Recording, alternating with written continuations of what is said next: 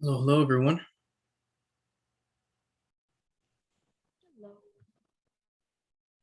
We're about to get it started in one more minute. So there's going to be plenty. So there's going to be plenty to go over for this week's workshop. Figure we might as well, like, once 12 hits, we're probably going to hit the ground running in terms of this week's workshop. Since I want to get you guys up to speed with as much as I can.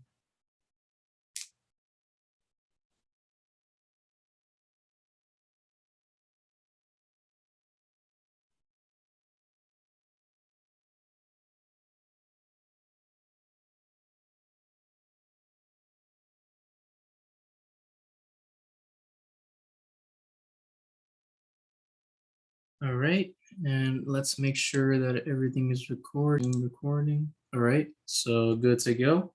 So, hello everyone. My name is Henry Rivas, and welcome to this week's game development workshop. So, I wanted to apologize for how things went with last week's workshop. Since I caught something, I was a little bit out of action for like a few weeks right now, but fortunately, like, I'm recovering, so now things are starting to get a lot better from my end. So now I can dedicate more time to these workshops.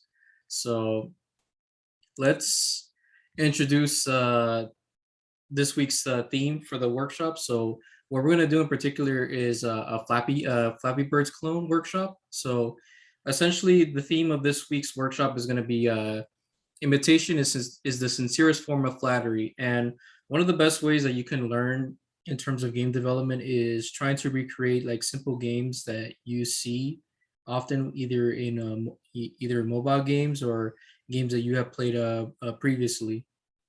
And sometimes you may think it might be easy to recreate a game that you've probably seen on the mobile app store, but there's a lot more to it than just the simple gameplay that comes with Flappy Birds, for example. So one of the things that is required, at least for this workshop, is Unity and Visual Studio Code. So as I mentioned, at least with the main goal of like this week's workshop is that we're going to be focusing on going as far as we can with our Flappy clone projects. And then from there, with how far we've gotten by the end of part two's workshop, I'm going to hand it over to you guys to make any sort of extra adjustments to it to really make it your own style of the Flappy Birds clone. So that's a form of making you guys start with the basics and then branch out to start implementing your own things to make your version of Flappy Birds unique to yourself. So what I'm going to do is I'm going to move on to the next screen. Let's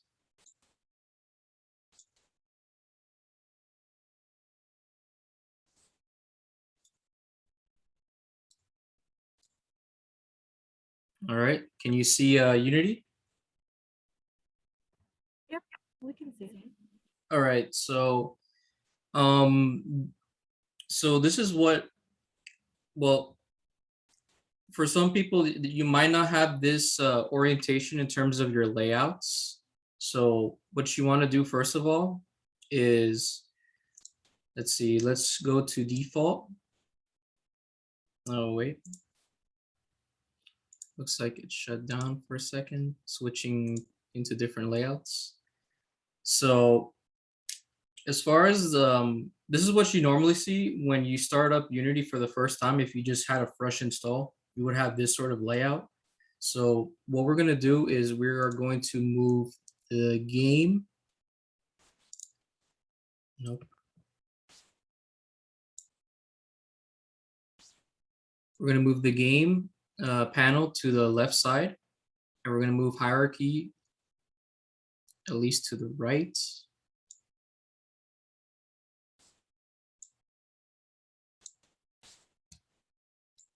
There we go. So we have this all nice and organized for what we're going to have in particular, since we're going to be focusing on making the Flappy Birds clone.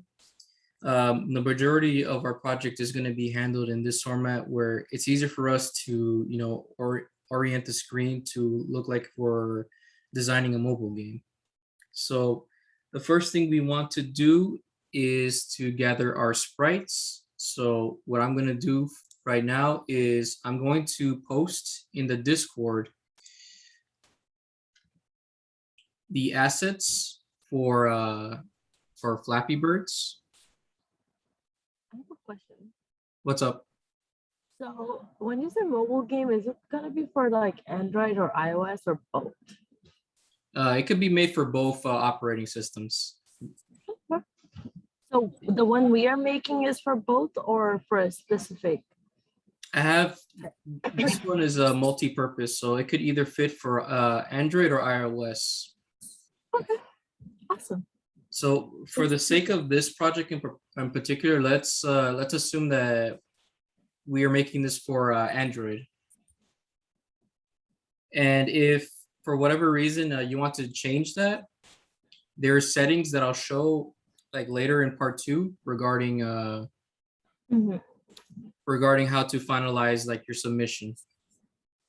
Okay, awesome. All right, so let's find the assets.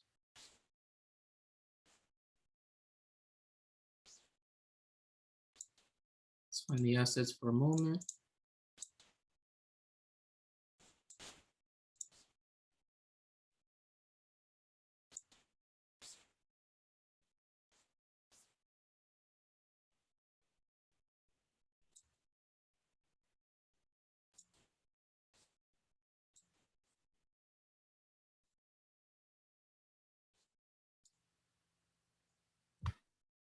All right. Stop sharing the screen. Oh yes, yes I did for a moment to find the assets. Okay, awesome. All right, so let's go back to our main screen. Let me just close everything off.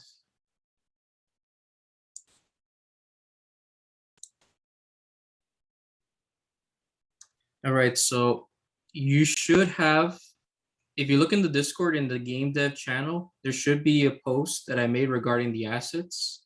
So one of the good things about the assets that I brought over for this project in particular is that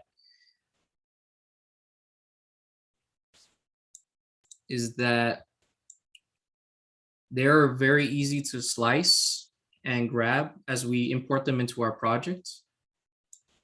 So that means, essentially what that means is that the program will do the slicing for us. So we don't have to do each individual like slicing of the sprites. So we can save a bunch of time because these sprite sheets are sorted to account for that.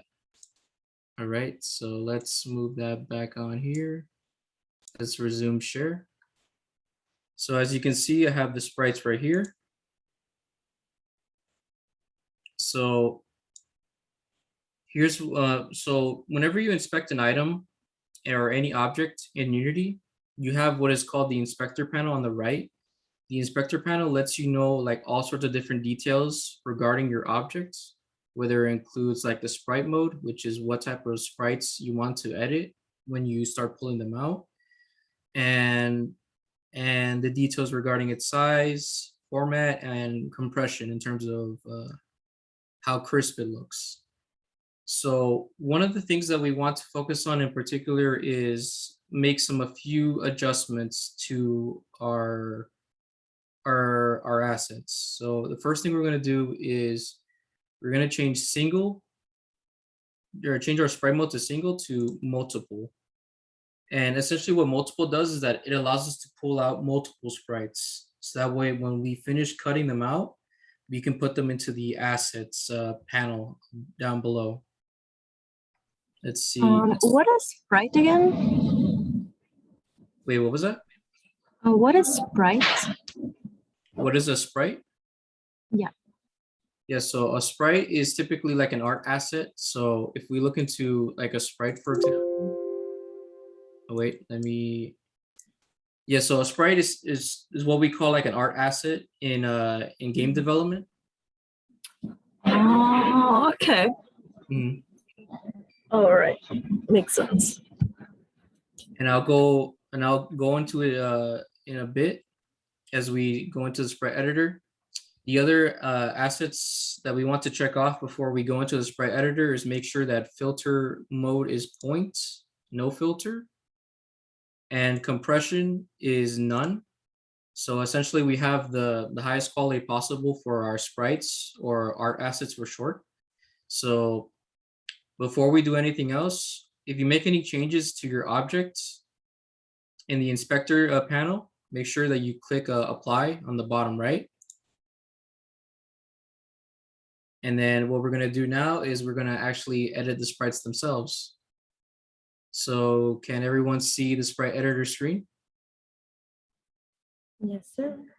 All right. So we have the option to slice them individually, but that might take too much time in terms of the project's pacing.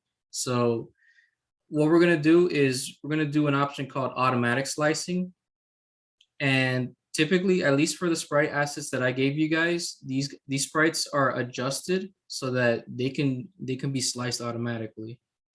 So what you're going to do is you're going to click on slice, and you're going to see different options in terms of how you want to slice the sprites within your assets. So what we're going to do is, since these sprite assets are already adjusted for these type of automatic slicing, this is what is going to happen. Notice how every of our assets have like a white outline across from them.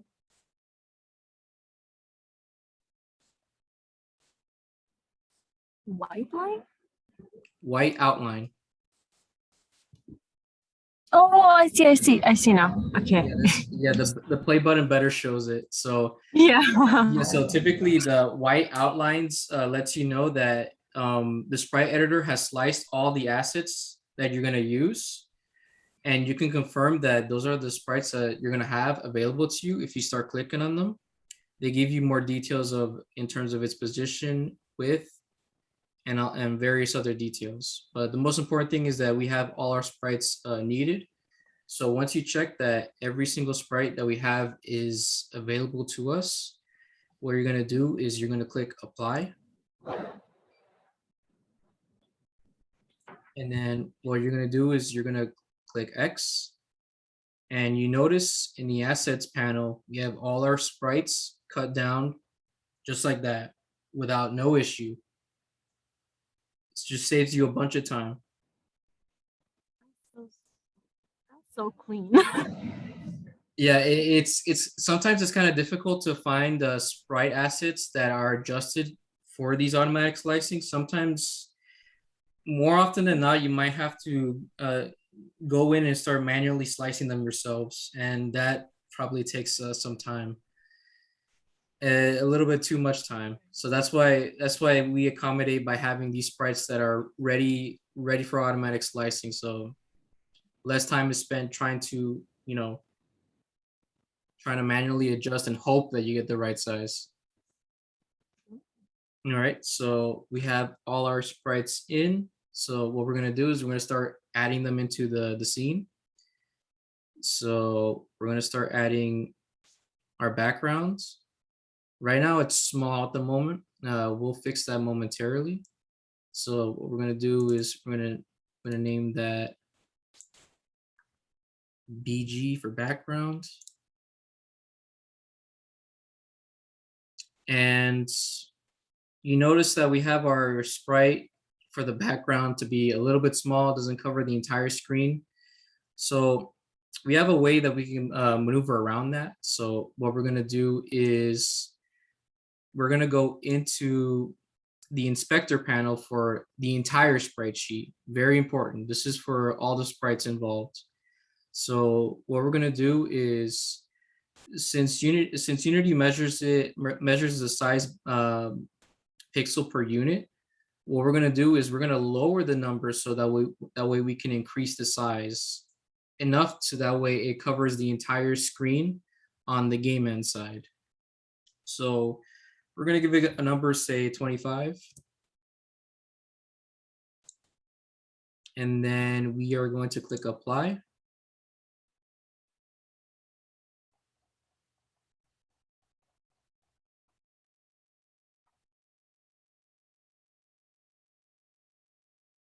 All right. Still not all the way there.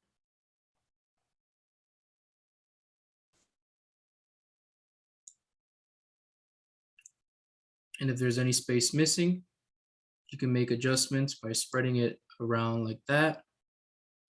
And that covers the entire scene of the game right there. So you won't see any issue. You won't see the blue lines that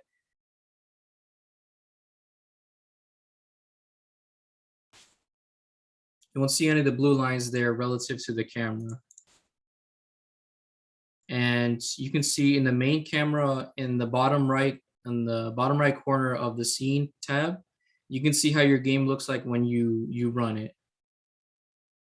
So let's see, what else are we going to start adding? So we have that in place. So what we're going to do is we're going to start adding our other sprites. So we're going to have our ground.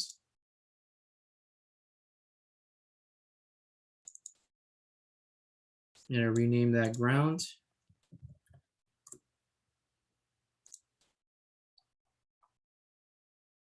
Also, one thing that you can do is that you can use the scroll button to zoom in and zoom out when you're inspecting a scene. So what we're going to do is we're going to press W. And when you press W, that gives you the option to move the X and Y axis of your object. So we're going to drag it down just a little bit.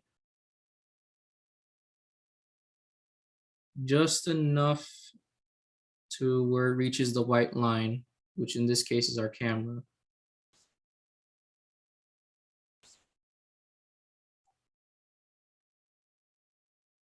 And we are going to duplicate that same ground. So what you're going to do is you're going to press Control D. And there you just copied your ground one. What we're going to do is to match it properly, we are going to look at the details of ground in the inspector panel. Let's see.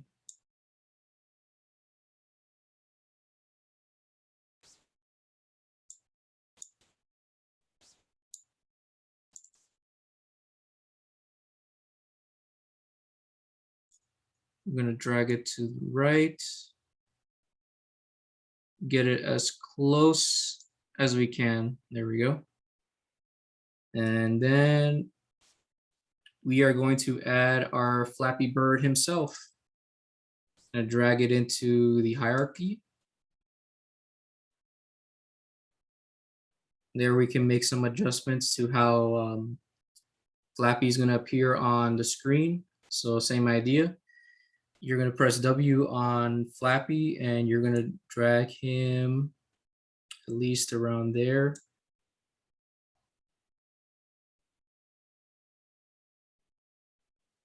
Now, let's make some small adjustments. So one thing that we need to do before we start with actually adding the scripts is to change our aspect ratio. So if you look at the top, in the middle of the top middle of a game, there should be an option that says free aspect. And what we're going to do is we're going to choose for this game in particular. Their hand raised. Hey, what was that? I think someone had their hand raised. I believe Ruben. What's up, Ruben? Oh no, sorry, I just like clicked it accidentally. I don't know why. Okay. All right, so in terms of the ratio, this allows us to mess around with like how our game is going to be formatted in terms of screen size. So for you guys, you're probably not going to see the option for 9:16. So what you're going to do is you're going to click on that plus sign on the bottom when you click free aspect. And what you're going to do is you have these options available to you as in what you want to name the ratio. In this case, we want it to be 9:16. So let's start with 9:16.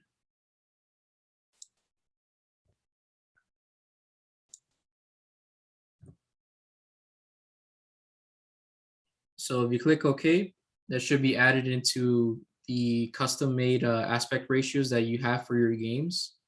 Obviously, I'm not going to do that on my end since I already have 9:16 available to me. So you see, notice how the white outline shrinked.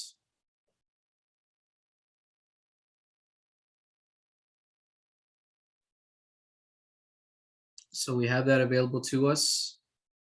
So what would happen if I were to press play right now? How would the screen, would the game look exactly like this, or would something else happen?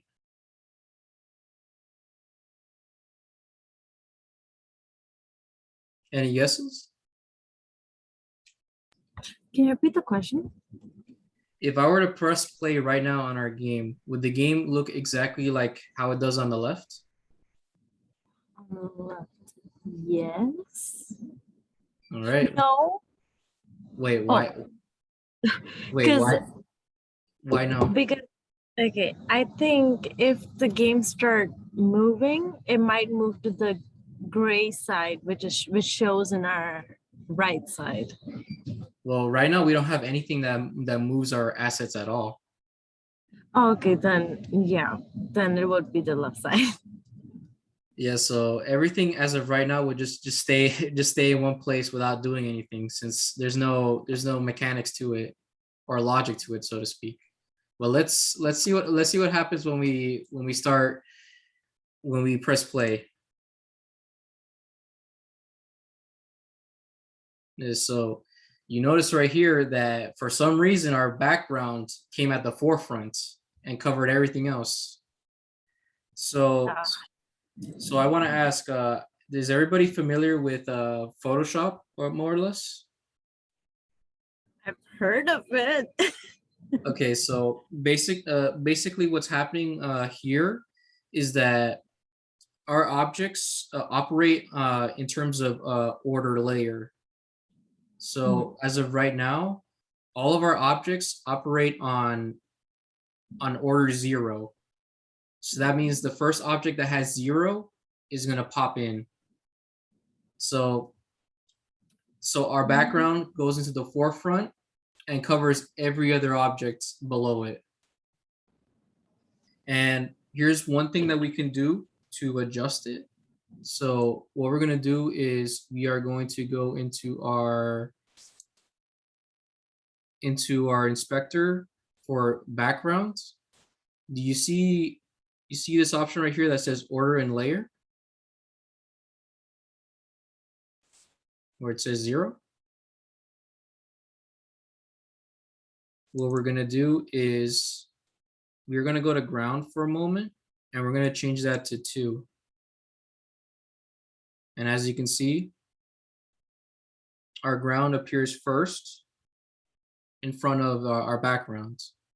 And now we do the same thing with Flappy. So what we're going to do is we're going to give it a 1 and Flappy's right there. And let's see.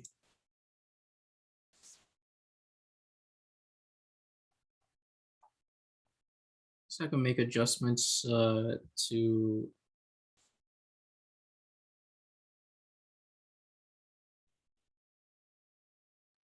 I can make adjustments to that right now.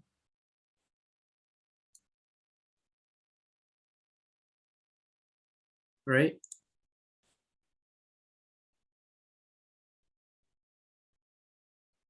Yeah, we'll save the extra ground for later on. Let's make sure that we have all our orders in place. Oh, important tip. While if you ever press play and you make any changes to your game objects, they don't get saved when you quit out of the game. So always make sure that whenever you make adjustments to your objects, that you do them when you shut down the game. Because as of right now, all the stuff that I put in is went back to 0, but that's no biggie. So let's put Let's remove ground for a moment. Oh, wait, how do I get out of the play mode? So you can get out of play mode by pressing the play button again. All right. So let's start adding back the layers. Flappy is 1. And background is 0.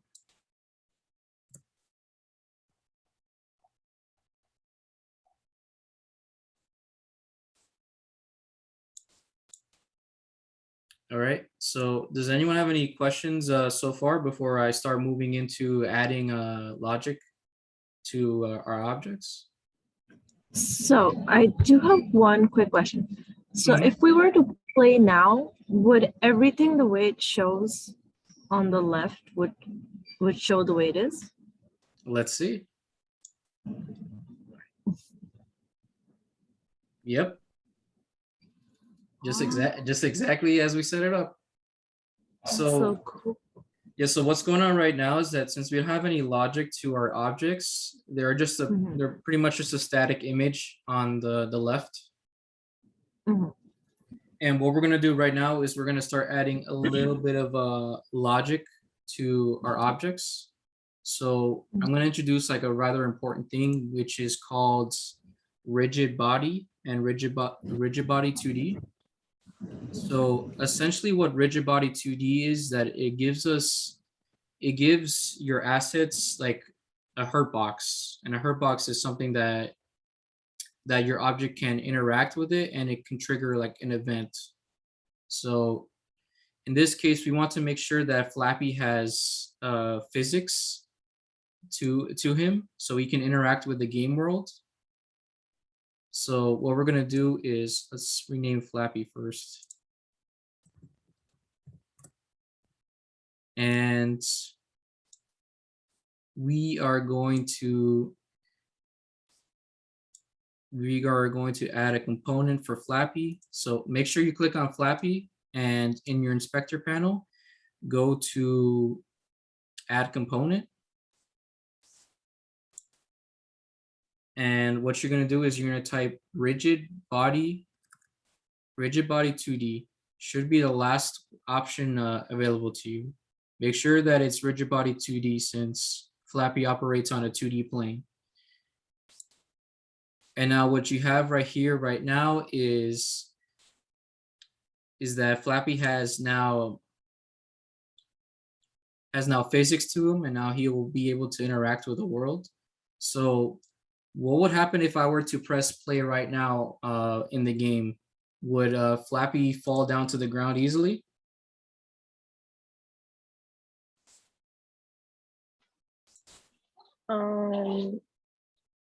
It might. Let's see.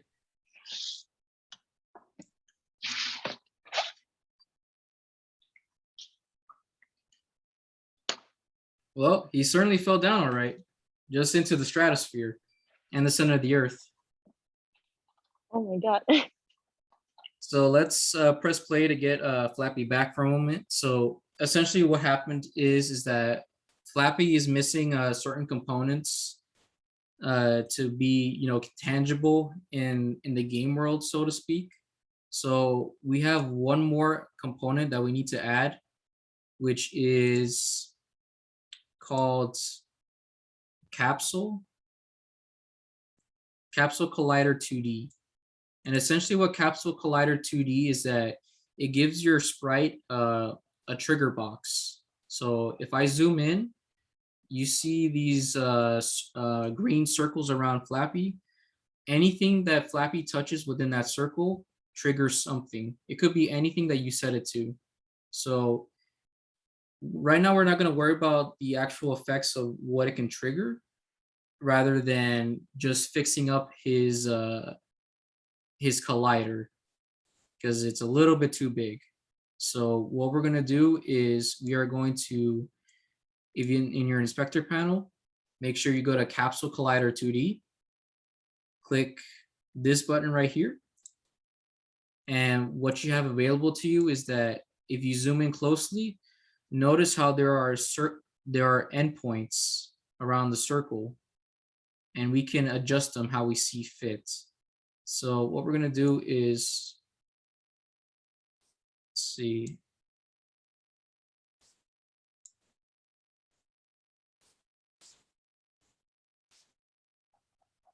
Wait a second.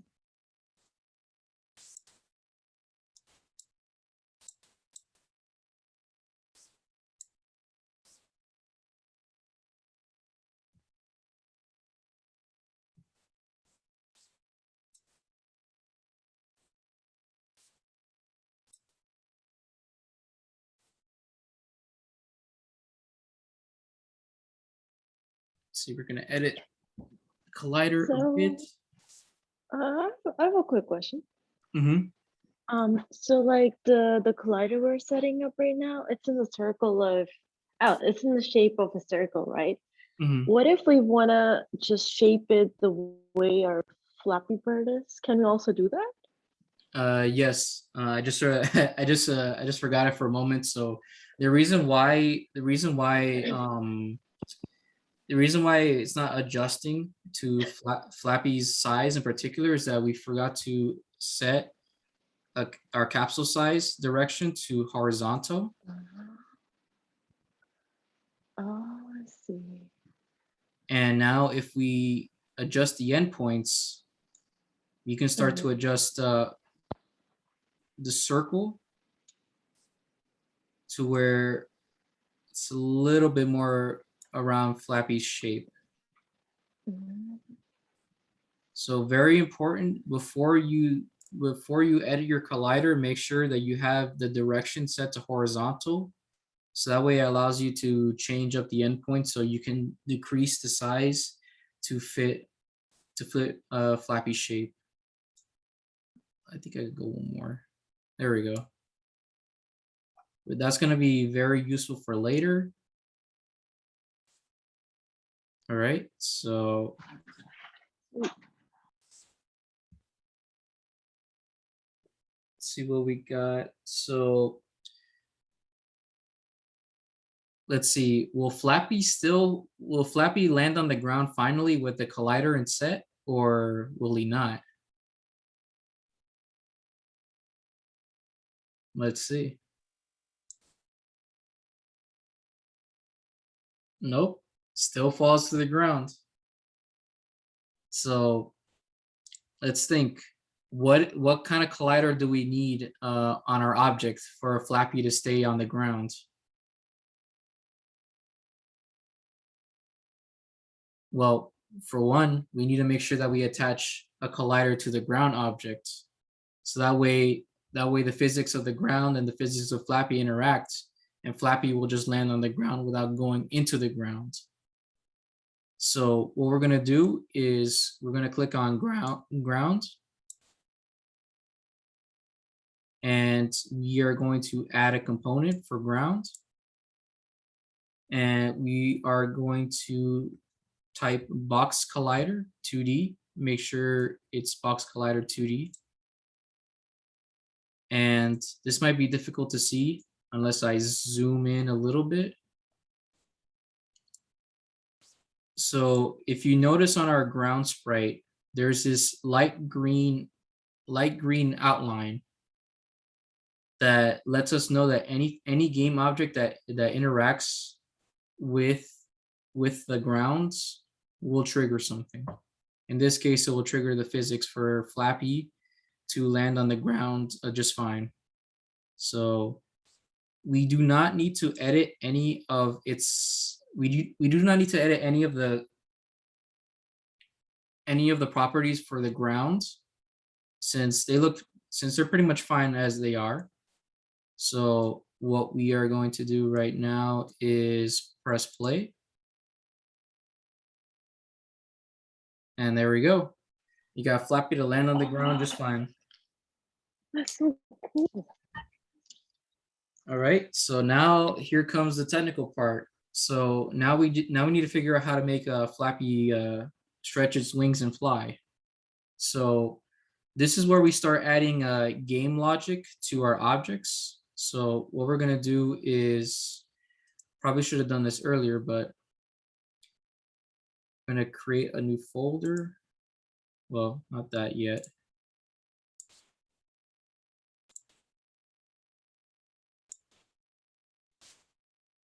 I'm gonna create fold.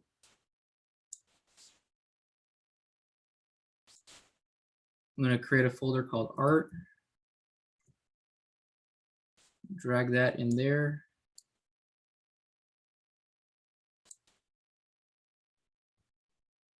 Scripts. And we're gonna double click on that. And you're in now in the scripts folder. And what we're gonna do is we're gonna start creating our first script. So we're gonna go into our C# script. So it's gonna be Flappy.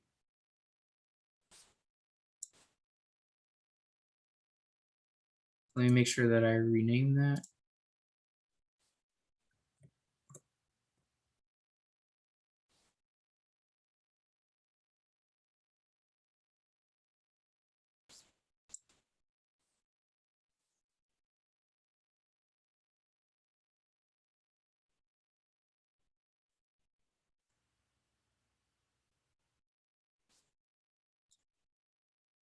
Can everyone see the screen?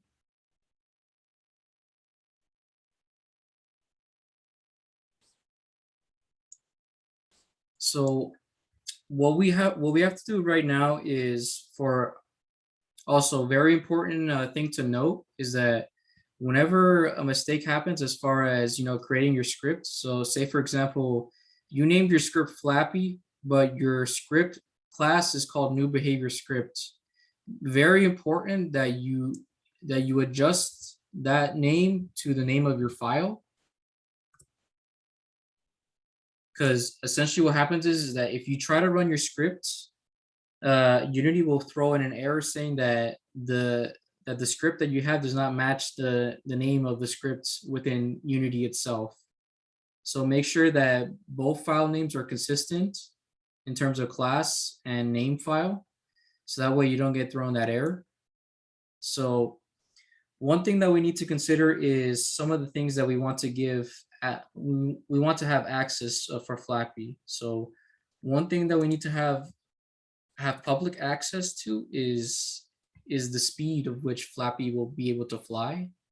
So what we're going to do is we're going to create our variables. So public float speed. And also this is a very important concept in terms of Unity itself. So one thing that we have available to us is that we can gather components from, we can gather information from the components that we have in our objects. So as of right now, Flappy has several components to him. And one of the things that we want to have access to is the information in his rigid body. So that way the script can make adjustments based on the information that's within rigid body. So what we're going to do is anytime you want to make a reference to a component in your object,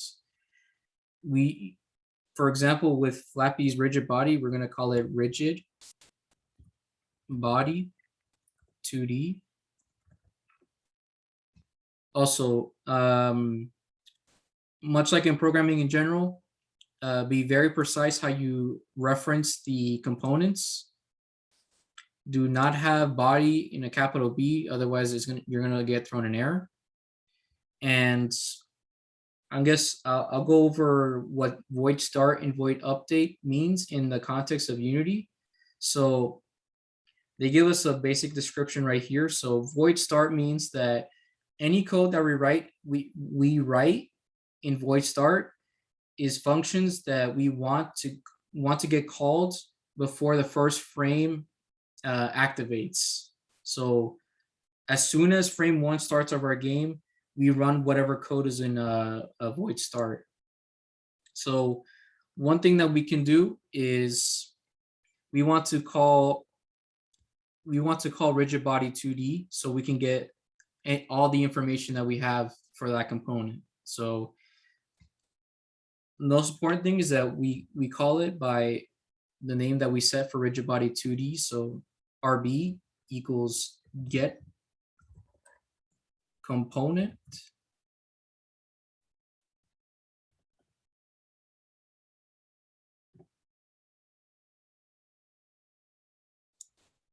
And then within the arrows, you're going to put rigid body 2D. And essentially what you're what you're setting with RB equal to get component rigid body, you're getting all the information from the component of rigid body 2D, which is what we're going to use for the following part of our script. Yes, this is C#. So if you're familiar with Java, then this shouldn't be too much of a difference. C# kind of functions the same way, almost functions the same way as Java in some respects.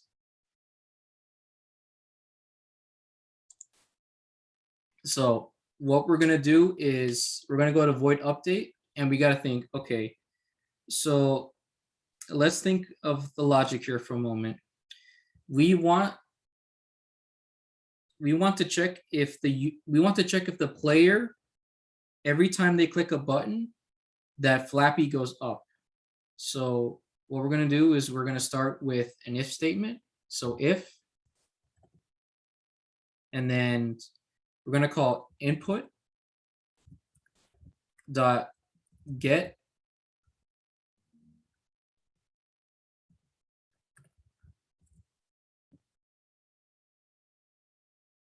mouse down 0. So we are checking if, so with void update means that update is called once per frame. So essentially what that's doing is that anything that's within void update, we're checking for code frame by frame, which is what we want to do. Is the frame by frame, we want to check if the player ever clicks on the screen to make Flappy go up. So in this case, if input.get mouse down 0, if the user clicks on the screen, what we're going to do is we're going to set rb.velocity equal. So essentially what RB velocity means is that we're giving a physics property to our rigid body, so that allows us to manipulate the object in whatever way we want. So in this case, we want Flappy to go up every time we click on him, right? So what we're going to do is we're going to initialize vector2.up. Very important that we set it to vector2, because vector2 operates on x and y coordinates. And since we want to make sure that Flappy doesn't go into the z dimension, so we're going to see vector2 up times speed. And now let's see, I'm going to check if everything is set. So I'm going to set that to okay. And now here's one thing I'm going to show you is that there are some times when you're coding that you might Unity will tell you if there's any errors that happen. So once you save, we're going to see if any errors occur.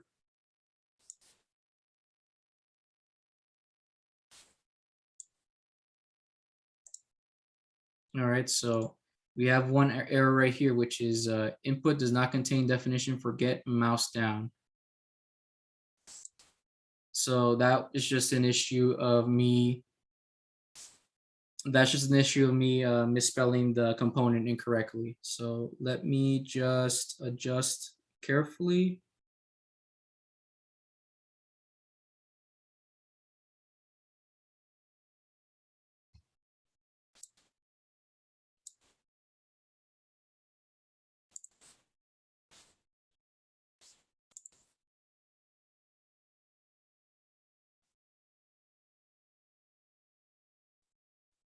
Let me see. I think it's.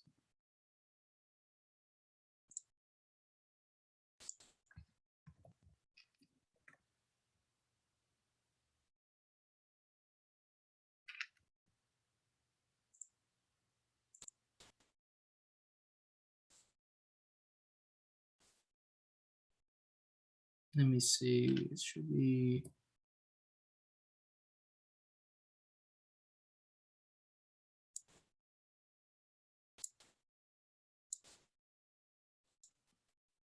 Should be input.get mouse button down. So let's save the script.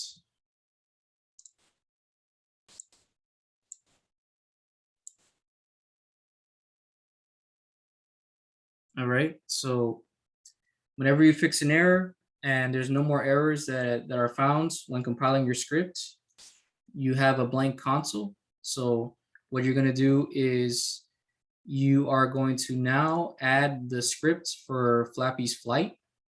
So what we're going to do is you can go one or two ways.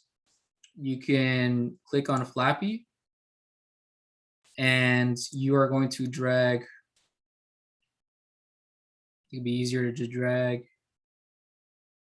You can drag the script like this into the object that you want. So in this case, Flappy.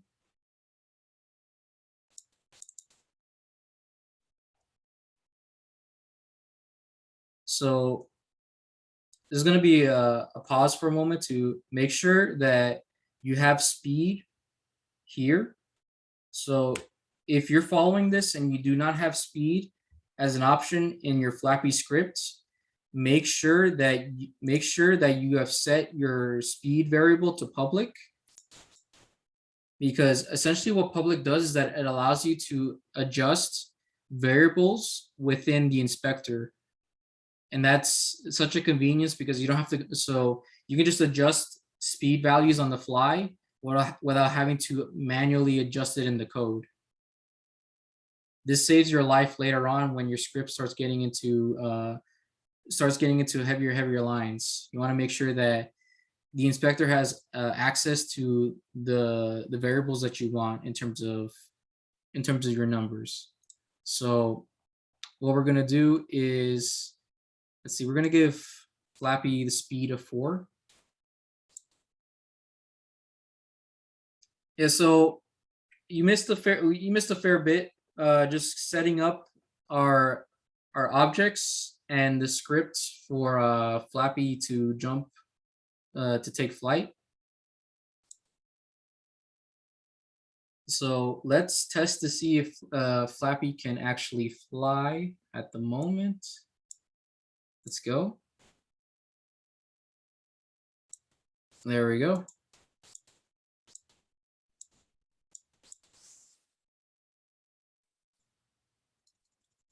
So now we have Flappy in flight.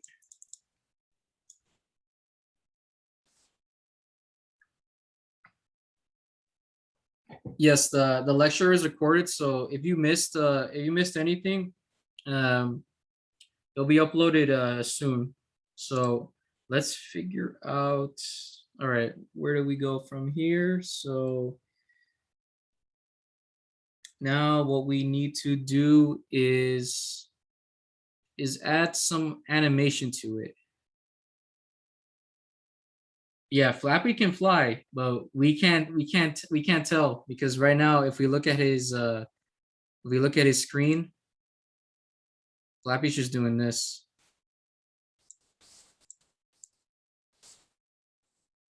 There's no animation to Flappy flying, so we need to go into adding some animation to Flappy. All right, so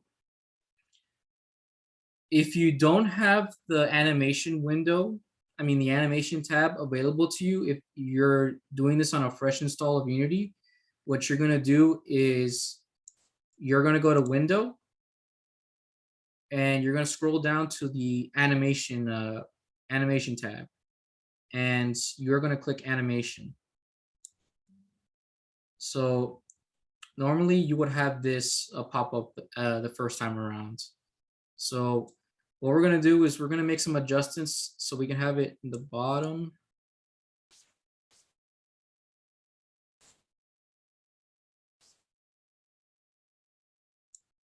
There we go. We want it to where we can see what we're doing as far as how we're going to animate Flappy. So make sure,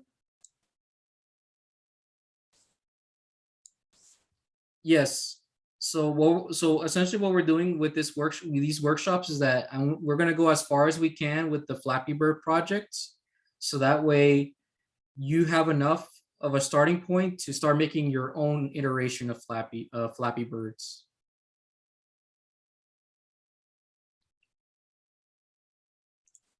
So what very important is that whenever you want to make an animator for your object, make sure you click on the object that you want to have the animation towards. So make sure you click Flappy, and if you look at the bottom of the animation tab, there is a description that says create an animator. So we're going to do just that. How many lectures would it take us to finish Flappy Bird? So technically, I'd say we're probably going to have at least the bare minimum by the end of the workshop, the end of Thursday's workshop. Just enough so that way you guys can start making your own version of Flappy Bird and start making extra additions that I didn't make in the workshop to get you guys to experiment a little bit.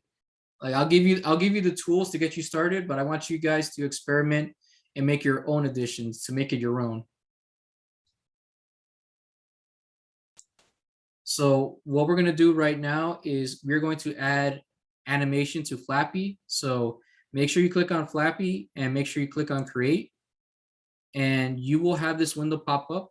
So before we save our animation, go to assets, right click, go to folder. We're going to name it animation.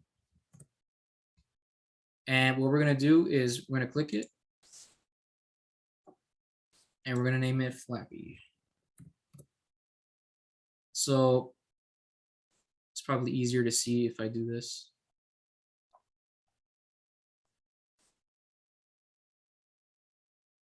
So as you see, so when it comes to making your animation, when you first attach an animator to your animation, you're going to see this timeline on the animation tab. Right now, there's nothing on it right now. So what we're going to do is we're going to go into our art assets folder. There's a little arrow button on your sprite sheet.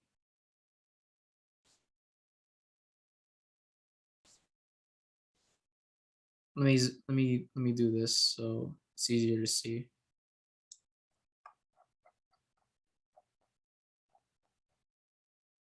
There we go. So what we're going to do is we're going to add the first point of our frame for Flappy's flight. So if you look to the bottom right, you should see a more in-depth view of the sprite. So we see that that's our first starting point, which is Flappy with its wings up. So what you're going to do is that you're going to click and hold the sprite, and you are going to drag it onto your timeline. And what you're going to do is you're going to click on this arrow right here. And when you drop down that arrow, you get to see what that point of animation is. So this is our first point of animation with Flappy's wings up in the air. And now we're going to carefully start adding the other frames of animation. So we have Flappy's wings down in the middle. So we are going to add that around the 10-second mark, or 10 millisecond mark. What you can do is that if you don't like where a point of animation is placed, click on this blue diamond and you can adjust it to where you want it to. For the sake of this workshop, let's put it to 10. And then we are going to put the last one right here. And we are going to make adjustments for the last one right here. So now we have what more or less a timeline of Flappy's like full animation. So if I were to play it right now, we take a closer look on the left side. So you see we have an animation going as of right now, but something's a little bit off in terms of Flappy's wings. It's a little bit too slow for my liking, and it looks a little bit jarring because it just cuts immediately back to the first frame. So what we're gonna do is we're gonna make some small adjustments so that way it looks a little bit smoother on our end. So here's what we're gonna do to make this a little bit more smoother. So the first thing that we're gonna do is you have the ability to duplicate any frame that you want. So what you're gonna do is you're gonna click on the blue diamond in the middle, Flappy's mid wing animation. I'm gonna press Control C, and you're gonna drag this white line all the way to 0.30, and you're gonna press Control V, and there you have a copy of Flappy's mid wing animation. And then we have his beginning animation to copy as well, so that way we can round it out. So copy, Control C, and then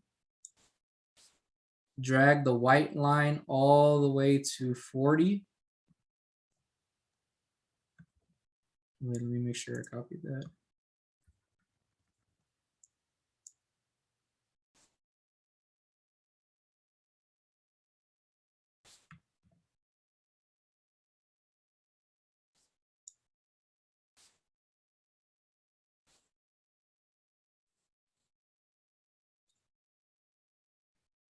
Right, something's not clicking.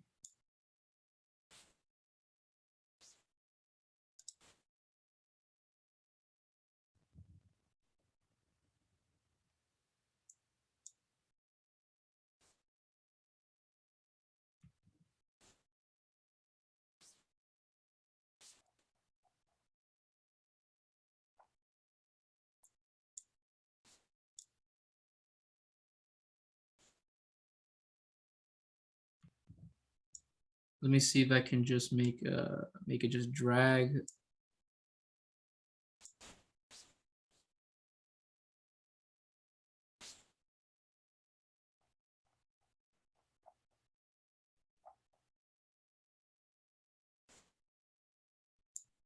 They could drag that way.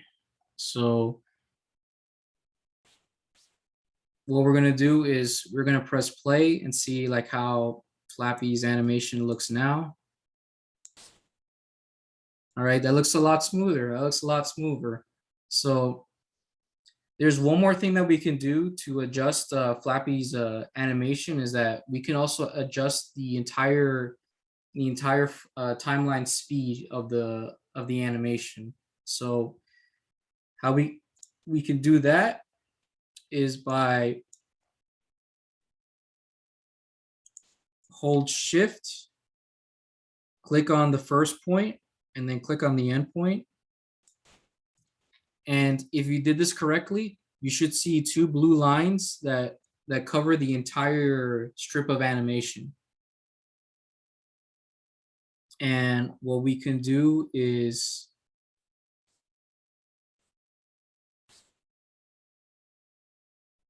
we can shorten it to about 20 seconds.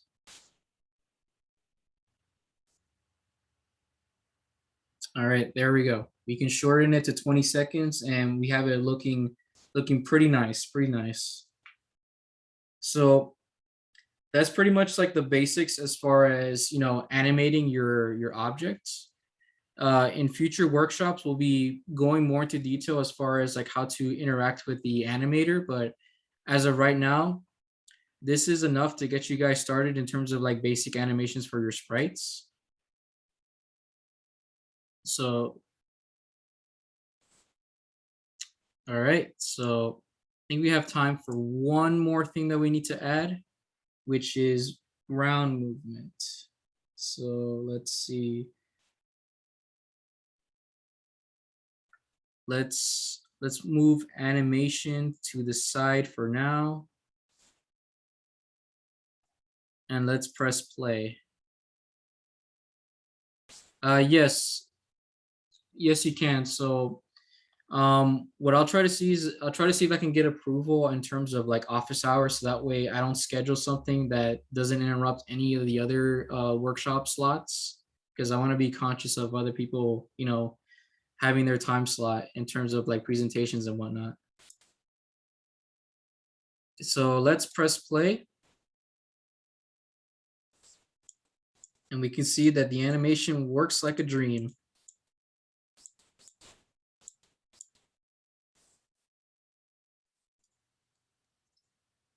All right. So one thing we also need to start adding is logic to the ground.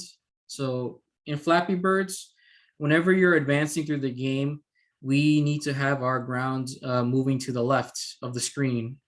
So what we're going to do is we're going to add a new script called ground movement. So let's get out of assets and go to scripts. And we are going to create a new C# script. We're going to call it ground left. And what we are going to do is, let's make sure that public class ground left matches with our file.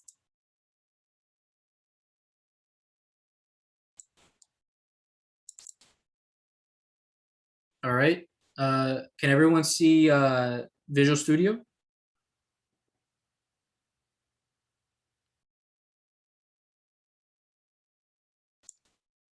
So, all right, cool. So what we're going to do is we need to consider some of the variables that we need to add for our ground left script. So same idea as before. We do need a public float for speed, since that helps us determine like how fast our ground is going to be moving to the left of the screen. So public float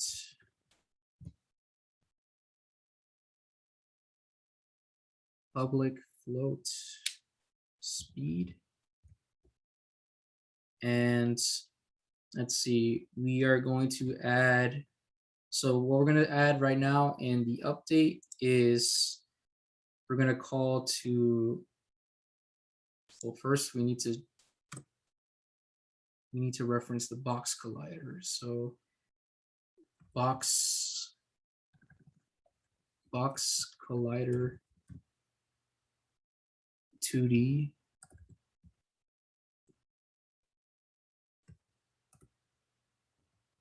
ground left.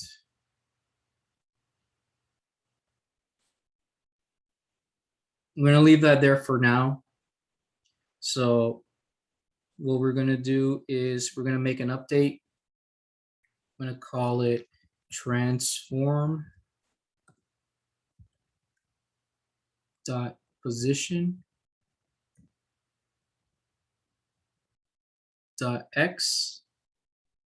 Wait, let me make sure that things are correct.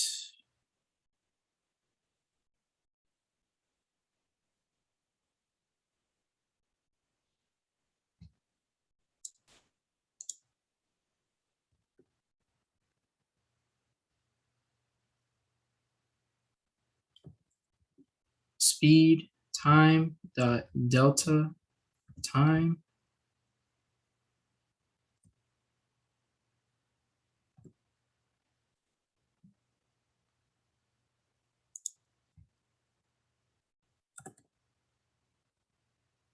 transform position dot y.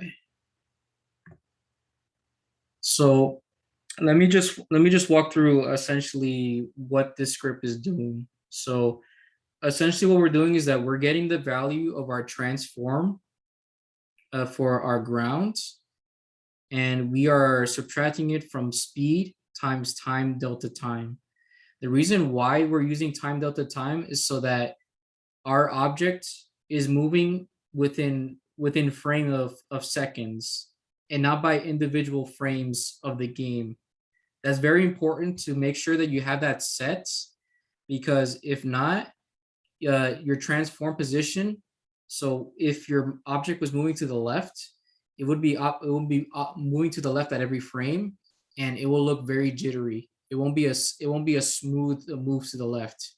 It'll be a very stuttery and jumpy move to the left. And we don't want that to. We don't want our floor looking like it's having an earthquake. So let me make sure that everything is set as far as update.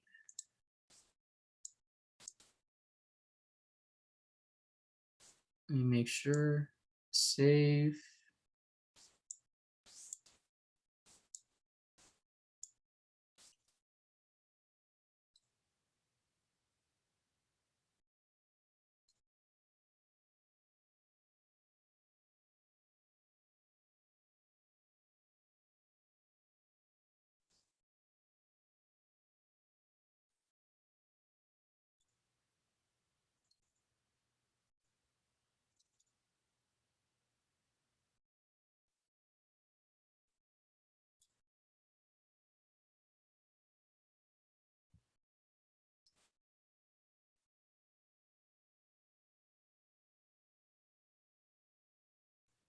No, it looks like I was missing something. I was missing the creation of a new vector 2. Let me see if I can put it up on the screen for a moment.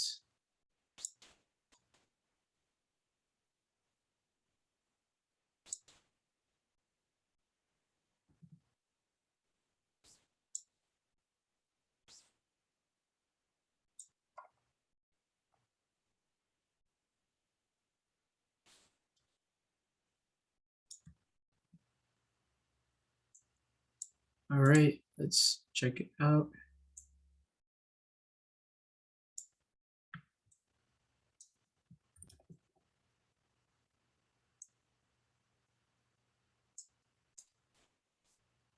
All right, can everyone see the screen?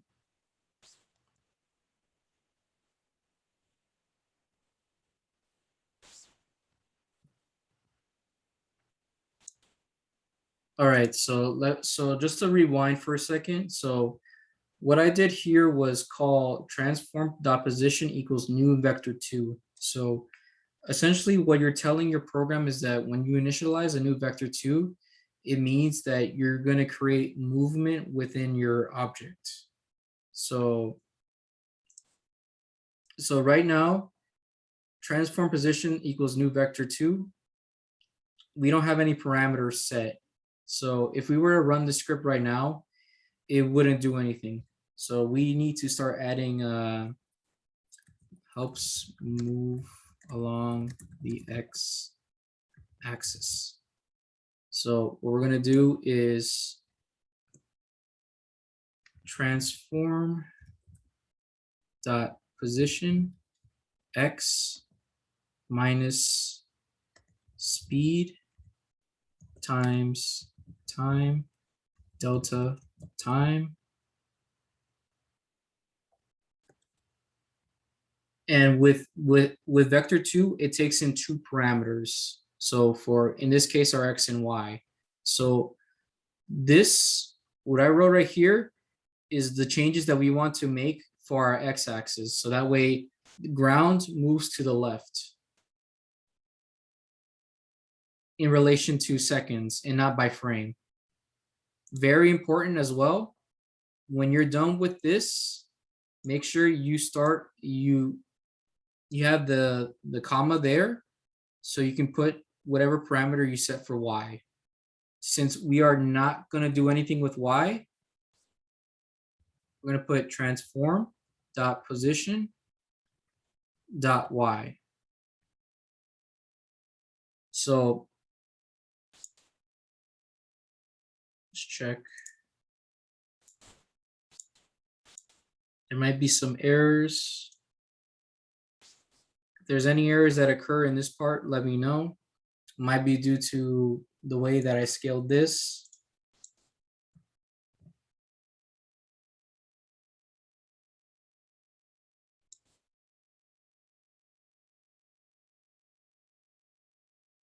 All right, looks like there's no errors. So feel free to let me know if there's any errors that pop up if when you try adjusting your movement left script. So what we're going to do right now is we are going to add our script for ground left. I'm going to drag it here. Very important that you make sure that you have speed that you can access into your inspector tab. So we're going to go to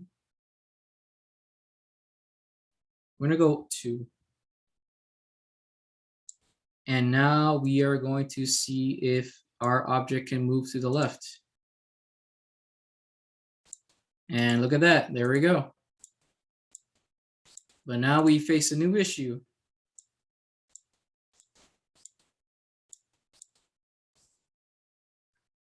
We face this issue of we can't keep duplicating the same ground object forever and ever.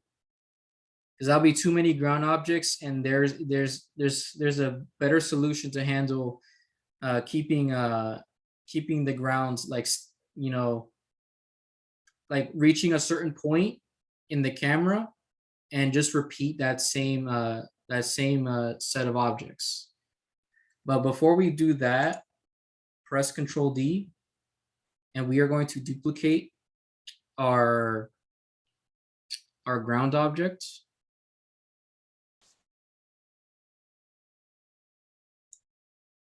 And what we're going to do is, you see this value right here where it says X for position. Let's put 6.72.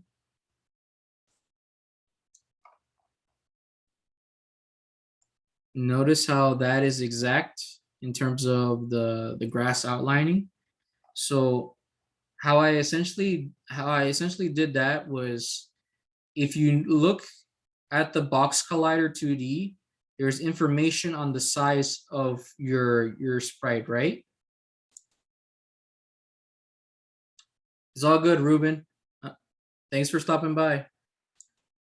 So one easy way that you can use the coordinates to align your sprites correctly is look at the size of your sprite on the X coordinate and just simply match the match the duplicate object with that value up here in position. So that way you have it nice, clean, and matching. And let's see. And since we are duplicating grounds, it also has a script for moving to the left. So if we were to go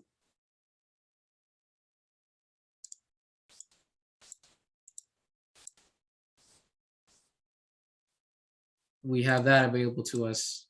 But now we have to fix the issue of we need to have that ground moving to the left and repeating it indefinitely, so Flappy doesn't fall to the ground. So what we're gonna do is we're gonna add one last adjustment to our previous script, which is ground left. So let me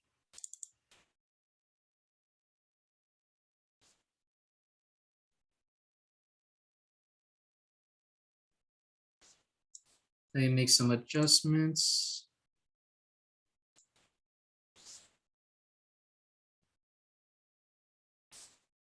So what we're going to do is we're going to add a new value called float.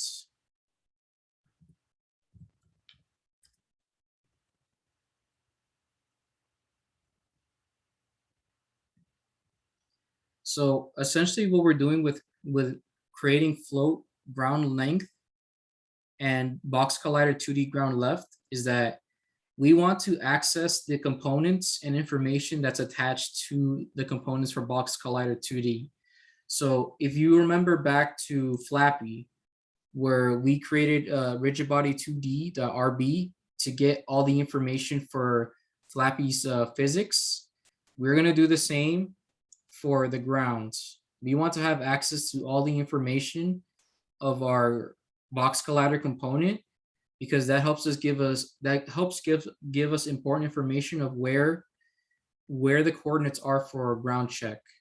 So what we're going to do is, let's see, ground length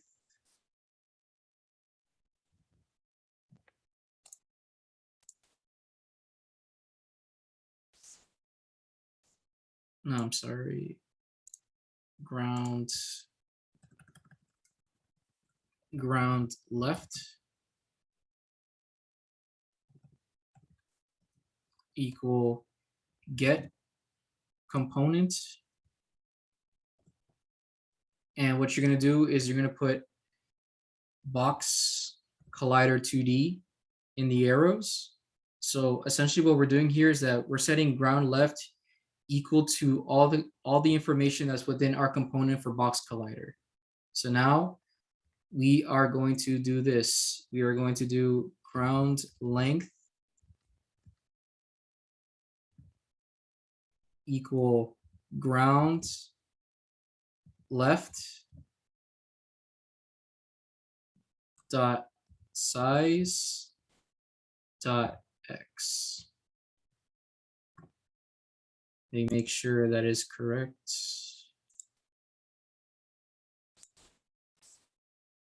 All right, yeah, that's correct. So essentially what we're doing with ground length equals ground left dot size x is that we're setting our float value to the size of our ground, which is that value that I mentioned earlier with I think it was 6.72. That way we have in our script, you know, a magic number, so to speak, that can adjust on the fly if we need to. So anytime we make adjustments to the size, we can just grab that same size, and we don't have to worry about our code breaking. So here's where things get a little bit tricky. So feel free to, you know, say anything in the chat or voice out in the mic. So we need to find a way to check once ground leaves until the last bit of it is off the edge of the main camera. We need it to repeat again. So what we're going to do is we're going to create an if statement. So if,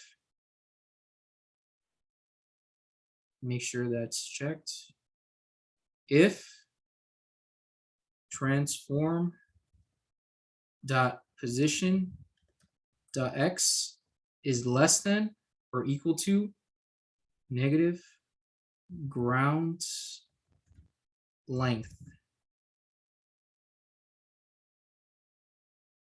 So what we have here is it's checking if the position of our x coordinate for our ground is less than the value of negative ground length. In this case, negative ground length refers to the coordinate when the ground reaches all the way to the end of the main camera, for example. So once it reaches that point, our ground is supposed to do something. So right here, same as the one above. So we do transform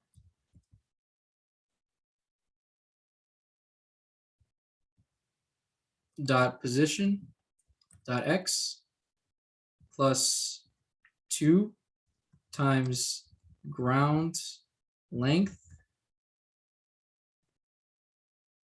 That is going to be our x. That's going to be our x coordinate. That helps us with rounding out the value for the exact point which ground is going to repeat infinitely, at least on the x-axis.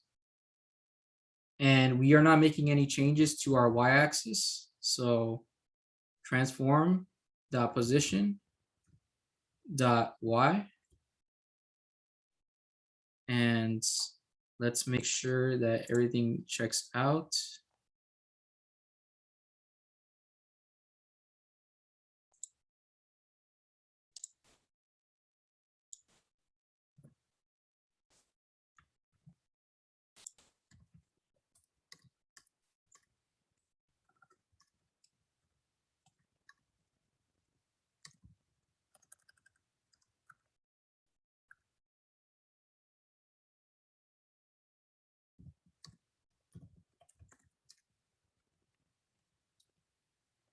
All right, so this should be everything that we need for our ground to repeat. So let's save and let's check out if there's any errors that we need to solve.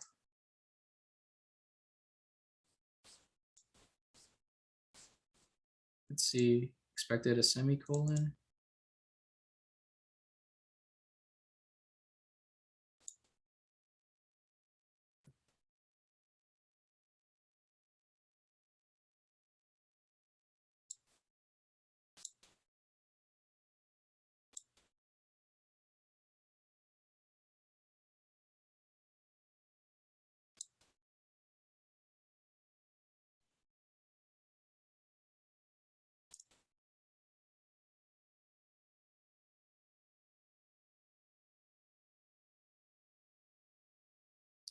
No, in this case, we need to make sure that it repeats we need to make sure that the ground repeats infinitely. Because with Flappy Birds, the game ends, the game can go on for forever. So we need to make sure that the same two strips of ground that we have repeats infinitely. So that way we don't have to make like so many different ground tiles. We're gonna use just the two tiles that we have to just reset the position at the right side of the camera.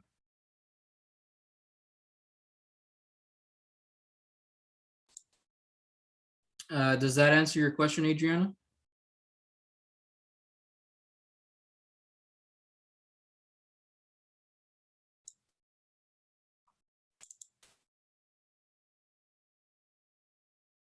All right, let's see what's the issue.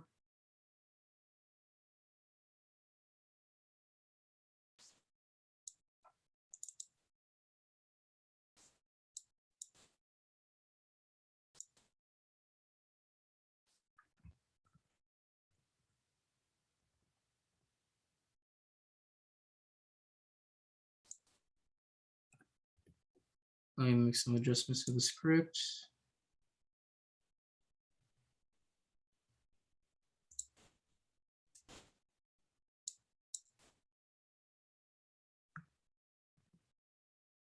Yeah, let's make sure that's matching.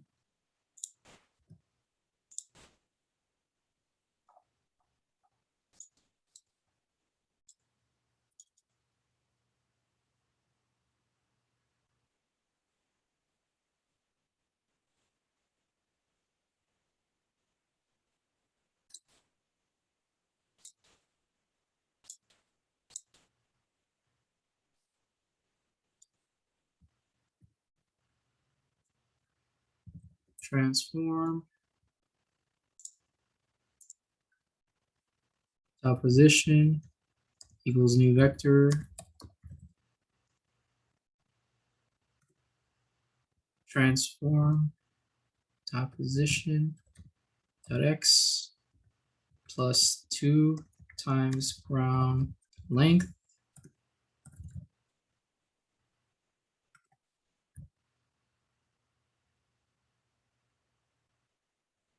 Let's look at our x value. Transform dot position dot y.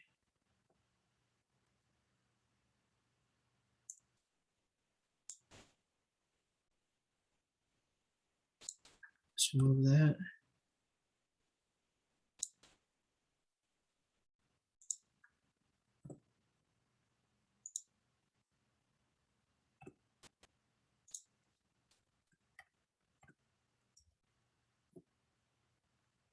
All right, let's see. Let's save. Let's make sure that everything checks out. All right. Just a little small errors. It's part of the game. All right. So looks like we don't have any more errors. So let us see the final results. If you guys have any errors as far as the script for ground left, let me know. So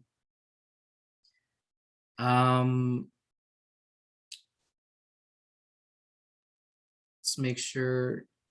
All right, so let's press play.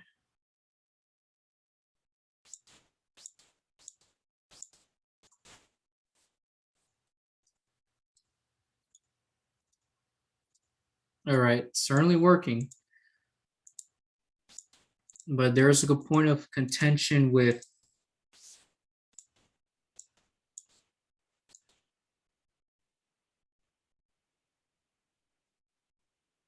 yeah, so one of the errors for that specifically is because since I stretched the values of the ground before making the adjustment to the aspect ratio, that's why when the ground repopulates again, it has that space in between. So normally if you adjust your aspect ratio correctly prior to the ground check, you should have your ground tiles remain stuck together.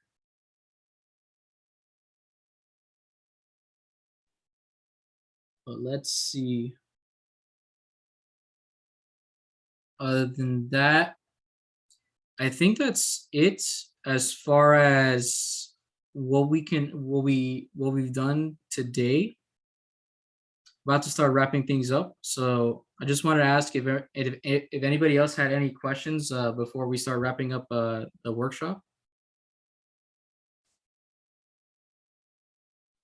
All right, so what I'm gonna do is I'm gonna see if I can get a request on office hours, so that way I'm not imposing on anybody else's schedule. So if anybody else in the audience needs any help as far as fixing any bugs with any workshops that we do, feel free to let me know. I'd be more than happy to help everyone. But other than that, this is going to be it for today's workshop. So we got a fair amount done.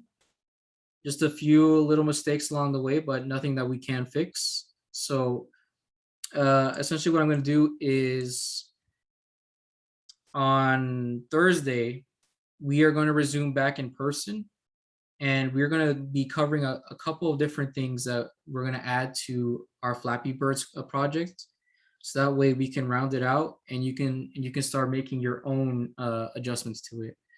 One of the things that we're going to focus on Thursday is probably the most important thing, which is column spawning. So essentially what that is that in Flappy Birds, we have pipes that Flappy has to move up and down towards.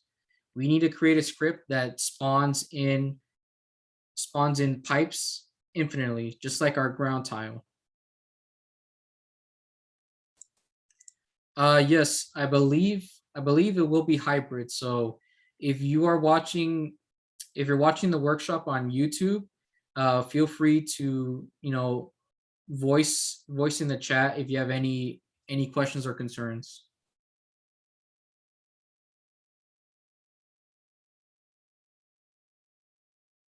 Sure, I'll make sure to send those shortly.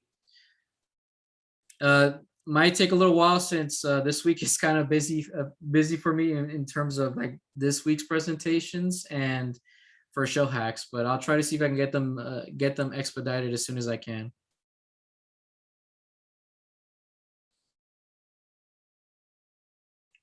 Any last questions before we head off?